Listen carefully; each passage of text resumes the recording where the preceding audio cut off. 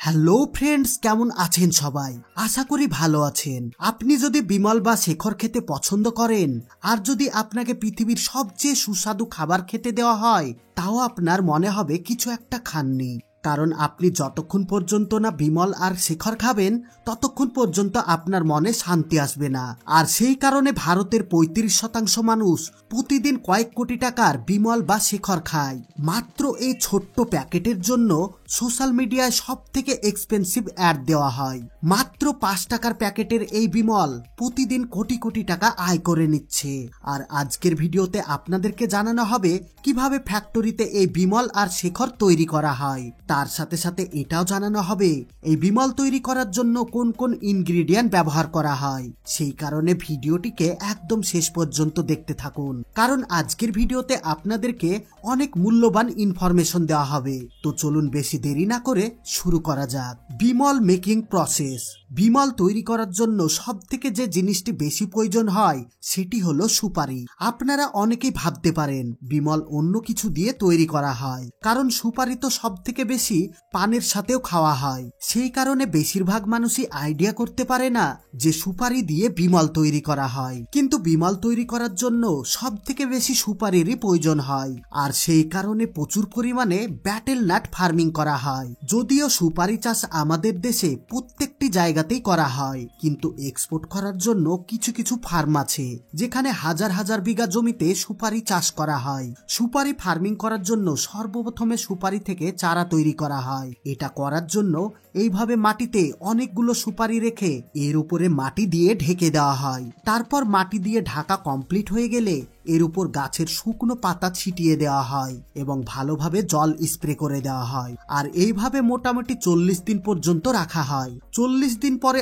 অসংখ্য পরিমাণে গাছ বেরিয়ে আসে, আর এগুলো থেকে চারা তৈরি করা হবে। তারপর মোটামুটি 70 দিন পর গাছগুলোকে তুলে ফেলা হয়, আর এইভাবে এক একটি গাছ এক একটি প্যাকেটে রাখা হয় যেন এগুলোকে নার্সারি থেকে বিক্রি করতে পারে। আর এইভাবেই হাজার হাজার চারা তৈরি করা হয়। তারপর যেখানে সুপারির ফার্মিং করা হবে সেই জমিতে ভালোভাবে চাষ করে নেওয়া হয়। জমি তৈরি হয়ে গেলে চারাগুলোকে নিয়ে এসে এইভাবে একের পর এক লাইন করে লাগিয়ে দেওয়া হয়, আর প্রতিটি গাছের ডিস্ট্যান্স 6 ফিট পর্যন্ত রাখা হয়। সমস্ত কাজ এখানে হাতের সাহায্যেই করা হচ্ছে, কোনো রকম অ্যাডভান্স টেকনোলজি ব্যবহার করা হচ্ছে না। তারপর মোটামুটি 1 বছর পর গাছগুলি অনেক বড় হয়ে যায়, কিন্তু ফল দেওয়ার জন্য এখনো 3 থেকে 4 বছর বড় হতে হবে। মোটামুটি 4 বছরের মধ্যে সম্পূর্ণ আপনি ফল পেয়ে যাবেন।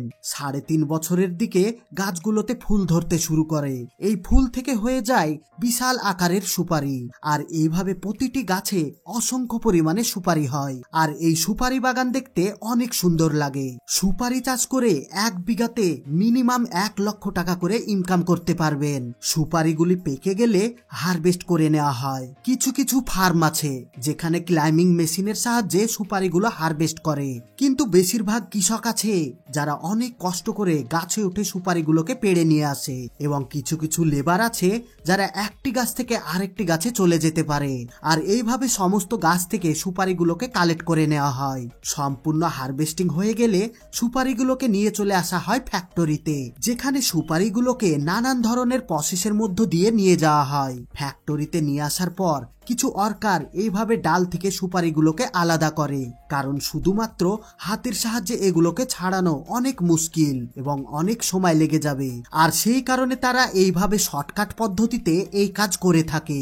তারপর সুপারিগুলোকে সূর্যের আলোতে শুকানোর জন্য এইভাবে কয়েকদিন রেখে দেওয়া হয়। তারপর যখন নির্দিষ্ট মাত্রায় শুকিয়ে যায় তখন এইভাবে সুপারিগুলোর খোসা ছাড়িয়ে নেওয়া হয়। এই সমস্ত কাজ ম্যানুয়ালি ভাবেই করা হয়ে থাকে। সেই কারণে বেশিরভাগ মহিলা ওয়ার্কার দিয়ে এই কাজ করানো হয়, আর এই কাজ করতে অনেক পরিশ্রম করতে হয়। তাছাড়াও হাত কেটে যাওয়ার চান্স অনেক বেশি, যদিও তারা সেফটি অবলম্বন করে থাকে। আর এইভাবে প্রত্যেকটি ফলের ভেতর থেকে সুপারি বের করে নেওয়া হয়। এবার সুপারিগুলোকে ভালোভাবে গরম করে নেওয়া হবে। তার জন্য একটি আগুনের ভাটিতে এক ধরনের সিগারেট যেমন কেমিক্যাল মিশিয়ে ভালোভাবে ফুটিয়ে নেওয়া হয়। তাছাড়া এগুলোকে বয়েল করার জন্য এক্সট্রা কোনো জ্বালানি প্রয়োজন পড়ে না, কারণ সুপারির উপরের খোসাটাই জ্বালানি হিসাবে কাজ করে। আর এইভাবে ফোটানোর সাথে সাথে এতে ফ্লেভার এজেন্ট মেশানো হয়। কিন্তু এর মধ্যে সব থেকে খারাপ বিষয় হলো এতে প্যারাথিন নামের এক ধরনের ভ্যাক্স মেশানো হয়। আর এইগুলো সেই ভ্যাক্স যেগুলো আজকাল বিভিন্ন ফলের উপরে মোমের মতো দেখতে পাওয়া যায়। এই সমস্ত ইনগ্রিডিয়েন্ট মিশিয়ে সুপারিগুলোকে অনেকক্ষণ ধরে ভালোভাবে ফুটিয়ে নেওয়া হয়, এমনভাবে বয়েল করা হয় যার কারণে সুপারির ভেতরে থাকা সমস্ত কষ বেরিয়ে যায় এবং সুপারিগুলো নরম হয়ে যায়। এই কাজ কমপ্লিট হয়ে গেলে সুপারিগুলোকে শুকানোর জন্য কয়েকদিন ধরে সূর্যের আলোতে ফেলে রাখা হয়। এতটুকু কাজ কমপ্লিট হয়ে গেলে সময় আসে এর সাথে তামাক মেশানোর কাজ। তাছাড়াও তামাক বিভিন্ন জিনিস তৈরি করার জন্য ফার্মিং করা হয়। সব থেকে বেশি সিগারেট ও গুল তৈরি করার জন্য এই তামাক ব্যবহার করা হয়। তো চলুন তামাক ফার্মিং এর ব্যাপারে কিছু ইনফরমেশন জেনে নেওয়া যাক। বন্ধুরা, তামাক ফার্মিং করার জন্য নার্সারিতে এইভাবে তামাকের গাছ তৈরি করা হয় এবং এখান থেকে নিয়ে গিয়ে জমিতে লাগিয়ে দেওয়া হয়। তারপর কয়েক মাস বাদে গাছগুলো অনেক বড় হয়ে যায় এবং সময় চলে আসে হারভেস্টিং এর। আর এইভাবে হাতের সাহায্যে প্রতিটি গাছ থেকে পাতা ছাড়িয়ে নেওয়া হয় এবং এইভাবে পাতাগুলোকে কালেক্ট করে নিয়ে চলে আসা হয় ফ্যাক্টরিতে। ফ্যাক্টরিতে নিয়ে আসার পর পাতাগুলোকে শুকানোর জন্য ঝুলিয়ে রাখা হয়। তারপর পাতাগুলো শুকিয়ে গেলে পরিষ্কার করে পাউডার তৈরি করে নেওয়া হয়। পাউডার তৈরি করার জন্য এর সঙ্গে ক্যালসিয়াম কার্বনে চুনা এবং নিকোটিন মিশিয়ে প্রতিটি প্যাকেটে প্যাক করে বিমল ফ্যাক্টরিতে পাঠানো হয়। তারপর এই সমস্ত ইনগ্রিডিয়েন্ট একসঙ্গে মিশিয়ে প্যাকেটে প্যাকেট করে দেওয়া হয়। আর এইভাবে মার্কেটে বিমল চলে আসে। আর যারা বিমল পাগল মানুষ তারা অনেক আনন্দের সঙ্গে এই বিমল খেয়ে থাকে। আর এইভাবে ভারতে প্রতিদিন কয়েক কোটি টাকার বিমল বিক্রি হয়। বর্তমানে এই বিমল এখন ভারত পার হয়ে বাংলাদেশেও চলে যাচ্ছে। এখন বাংলাদেশের মানুষও শেখর বিমল খাওয়া শিখে নিয়েছে। তো বন্ধুরা, বিমল তৈরি করা এই সমস্ত প্রসেস কেমন লেগেছে সেটা নিশ্চয় কমেন্ট করে অবশ্যই জানাবেন। আর যদি ভিডিও ভালো লেগে থাকে তাহলে ভিডিওতে একটা লাইক দিয়ে ভিডিওটি আপনাদের বন্ধু এবং ফ্যামিলির সঙ্গে শেয়ার করে দিবেন। আর আপনি যদি আমাদের চ্যানেলে নতুন হয়ে থাকেন তাহলে চ্যানেলটিকে সাবস্ক্রাইব করে অল নোটিফিকেশন সিলেক্ট করে দিবেন, যেন পরবর্তী ভিডিও আপলোড করার সঙ্গে সঙ্গে আপনি সবার আগে দেখতে পারেন। এতক্ষণ পর্যন্ত সঙ্গে থাকার জন্য আপনাদের সবাইকে অসংখ্য ধন্যবাদ।